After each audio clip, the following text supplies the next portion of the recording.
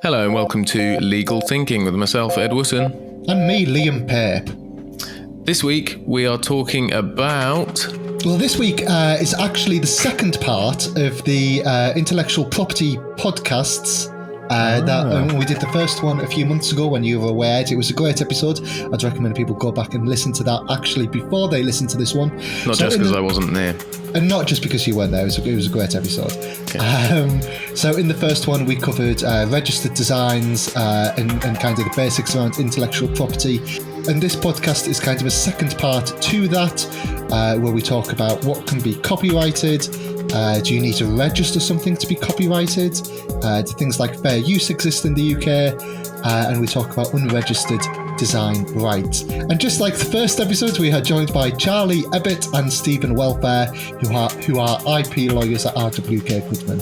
Yes, I have, you know, as a presenter on the show, I've pre-listened to this interview, and it is very interesting. It throws up a lot of things that, you know, the particular quirks of English law that, you know, always very interesting. So definitely worth a listen if you're interested in intellectual property and copyright.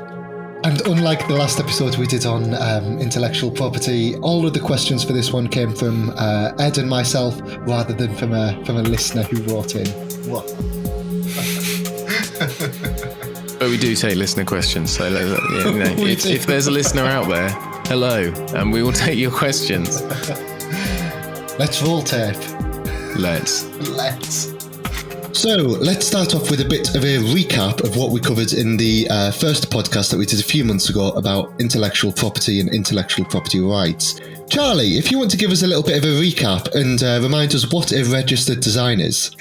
Yeah, so we spoke about this last time, but just to sort of recap for everyone, a registered design can protect three-dimensional and some two-dimensional designs, and it includes sort of surface decation and aesthetic types of design, and it gives a 25-year monopoly right to use that design. Lovely stuff. And for more information about registered design, you can go back in our back catalogue of episodes and find the episodes about that. We'll also make sure that is linked in the show notes. So, moving on to new territory, unregistered design rights. Stephen, do you want to briefly explain what they are? Yeah, so unregistered design rights are the rights that exist in industrial designs where the design hasn't been registered. So it arises by operation of law where an object or a design is created. So the moment that it comes into being, the design right automatically arises. And we'll talk about copyright in a minute, and you'll see the similarities there. The restriction with design right is that it subsists in the novel, so novel being new, original, features of shape and configuration, and it doesn't include surface decoration. Okay, so we're talking in pretty kind of vague terms at the moment. Can you give us an example of an unregistered design right, or what it could be? Do you have any case studies, perhaps? Yeah, sure. A case that I had conduct of and eventually ended up in the Court of Appeal on appeal was to do with trolley cases. So what was in dispute there was whether the combination of plastic piping or rubber piping and zipper was new. And you see this in expandable trolley cases, in particular the polycarbonate ones. And it was said by our opponent that the particular arrangement of zipper and piper was original, that it was a new design, and that my client had copied. And the argument we ran was that no, this wasn't a matter of design, it wasn't a new matter of design, but in fact was necessary as a part of the construction. And as Charley will perhaps confirm later, there are certain exclusions to unregistered design right, and methods and principles of construction are being one. So, is the shape and configuration of that element of the design entirely new and the result of design, or is it dictated that way by its method of operation and or construction? And as I said, the case ended up in the Court of Appeal, and the Court of Appeal in that case held that the arrangement of a piping and zipper was new, that it was possible to create trolley cases having a different configuration, and therefore the particular arrangement that was found in the claimant's trolley case was new, and therefore unregistered design rights subsisted in that design. Interesting. So is a design right the same as copyright? Charley, do you want to maybe pick this one up? Yeah, I can do, Liam. I was just going to go back to what Stephen was saying there about unregistered designs, and perhaps an easy way for people to understand the difference between an unregistered design and a registered design at the very highest level is that unregistered designs really only apply to sort of purely functional products. So like Stephen was talking about there, essentially a suitcase or a trolley case or other functional products like that would generally be protected under as unregistered designs, so long as they met the relevant requirements. Whereas what we might consider to be more design-led products that perhaps have decoration or other ornamental features are more likely to be registered, protected as registered designs. So that was just a point on that. And then, as Stephen was saying, there are various exceptions to protection as an unregistered design. And as he was saying, that includes if the design is a commonplace design, then you wouldn't be able to claim unregistered design right, or if it contains what's known as must fit or must match features, i.e. it has to be made in a certain way in order to carry out its function, then it wouldn't qualify for protection. Got it. So, Charley, is a design right the same as copyright? No, Liam, it's not.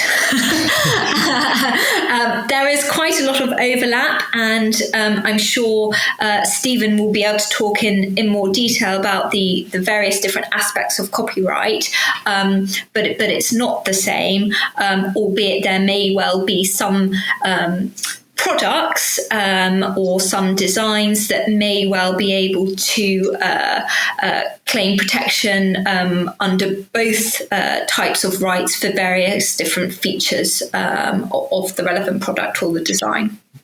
Okay, Stephen, we'll come over to you. Can you explain the differences and essentially what is copyright? Yeah, sure. I'll give it a go. The best way perhaps to deal with it is to identify the different nature of copyright itself. As I think Charley summarised the position on unregistered design rights. So that's that. But what is copyright, and what are the different nature of copyright? And you'll find that in the Copyright Designs and Patents Act 1988. And what the Act does is it sets out in the opening sections 3 to 8, I think, what the different copyrights are, and they are literary works, which hopefully is self-explanatory, dramatic works, musical works, artistic works, and then sound recordings, films, and broadcasts, and so forth. So literary works, well, obviously novels, writings would be covered by that. Dramatic works, again, perhaps fairly obvious, plays, films, and the like. Musical works, well, anything musical, is again self-explanatory. The one that perhaps isn't and maybe causes most, or certainly a lot of confusion and uncertainty are artistic works. And where we find artistic works most commonly claimed is in respect of works of artistic craftsmanship. And so there, the design has to have an element of artistry in it, although the bar is quite low, because what is a work of art to one man is not necessarily a work of art to another, and it can be subjective. So the aesthetic, there must have an aesthetic quality to it. And also, and this is perhaps a more crucial point, it must have been created, made by a skilled craftsman. And a case which perhaps demonstrates this is a case, again, one of mine, forgive me, a case that I handled way back in 2001, showing my age, of Cotton Productions and Bondcrest. And in that, my client was a claimant in that case and had made, was the creator and manufacturer of patchwork bedspreads and cushion covers, and we claimed a copyright in it and alleged that the defendant had copied our product, which they clearly had, but the issue was, well, that's all right, but what rights did we have in it, and could we claim copyright? And the court, I'm pleased to report, the High Court held that copyright may subsist in those patterns or drawings, even if not necessarily in the products from which they were then made, provided that there was sufficient distinctiveness in the appearance, which there was, and therefore the work qualified as a work of artistic craftsmanship because it was made by a qualified and skilled seamstress. So there you have an example of an item which had an artistic element to it and was created by a skilled craftsperson and then reproduced and sold in its material form, and therefore copyright did subsist as a matter of law, and when it was copied, that amounted to an infringement of that copyright. So copyright seems to be strongly linked to artistic craftsmanship. I just want to see how far this kind of extends. Could you copyright a dance, for example? Well, I'm glad you mentioned that because that's a common misconception that something is copyrightable. Well, that's all right. It's a common mistake, and it suggests, doesn't it, that you've got something and then you go away and copyright it, which to my ears implies some sort of registration. Copyright is not registrable, at least not in our country. It isn't. So again, like unregistered design right, it arises automatically by operation of law when something within which copyright subsists is created. So you don't copyright it; copyright subsists in it the moment it is created. If all the legal requirements are met, which probably doesn't help, but that's the law. So how do things like fair use exist in the UK? Well, we don't really have that, and that's something I think that you find more in the States and other jurisdictions, but not here. If copyright subsists in an item, an article, a work, and the Act talks about works. Whether it's something you've written down, whether it's something you've performed, or it's an item that you've made, collectively they are all works, and copyright subsists in that work, and you would require the license, permission, or consent of the copyright owner in order to use and reproduce it. If you do not have that permission, that license, then that's a breach. There are some very restricted exceptions, which one might say are analogous to fair use, and that is where, in certain circumstances, the act by the third party does not amount to an actionable infringement because it is a permitted exception. And an example of that would be honest and concurrent use for private study, for example. So for educational purposes. Another one might be, for example, for purposes of critique, for accurate reporting, where one might mention or reproduce an extract of the work for those purposes. Those are examples of permitted exceptions. Having talked about and identified what copyright is and where and how it might subsist in various works, the next issue is how long does it last? And that's an important point because it does enjoy a very long life, certainly compared to the fairly limited periods of protection you see with patent, which we talked about in the previous podcast, of 20 years, and as Charley has mentioned there, 25 years for registered designs if renewed, and only 10 years from the date of manufacture, or I should say from the first day of marketing of an item in design right. Copyright lasts for the life of the creator plus a further 70 years. Previously, that had been restricted to 25 years in respect of works of artistic craftsmanship, which had been marketed and manufactured and sold. But that's been removed, and so universally now, copyright lasts for the life of the creator plus 70 years, which is a long time.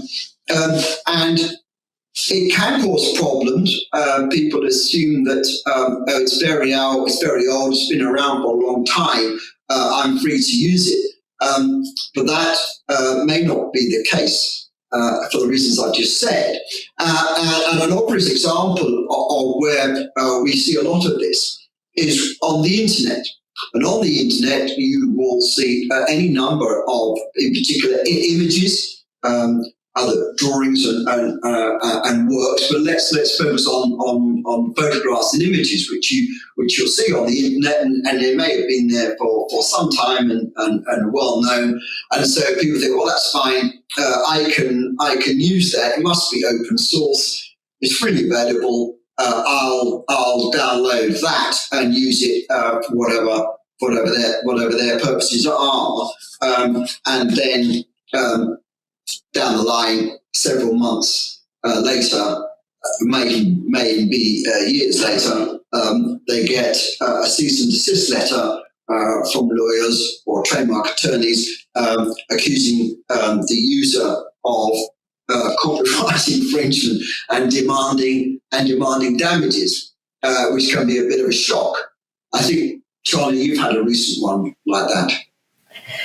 Yeah, so it's a really common misconception that people have, that they think they can just use an image because it's on the internet, put it on their own website, or use it for their own marketing material. And as Stephen has said, that's not the case. And with the rise of the internet and technology, there's, a growing number of companies out there that essentially trawl the internet for images that belong to their clients, and their clients are the ones that own the copyright in those images. And what you'll find if you have taken an image and put it on your website, and you don't either own the copyright in that image, or you don't have a valid license to use that image, that you may well receive a letter, as Stephen has said, asking you to pay what they have essentially calculated as what the license fee would have been for your use of that image. Some of those figures are more realistic and reasonable than others, and sometimes that fee is hugely inflated.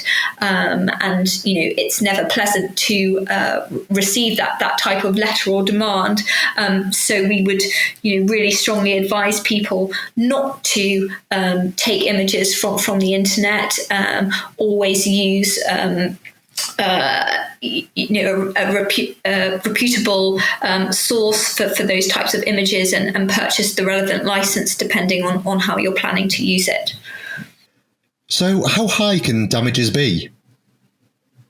The amounts demanded can be quite high. Charley's absolutely right that it should be restricted to what would be a reasonable and fair license had the user of the image sought permission at the outset, and then they are obliged to retrospectively pay that license fee and meet the costs of the rights holder.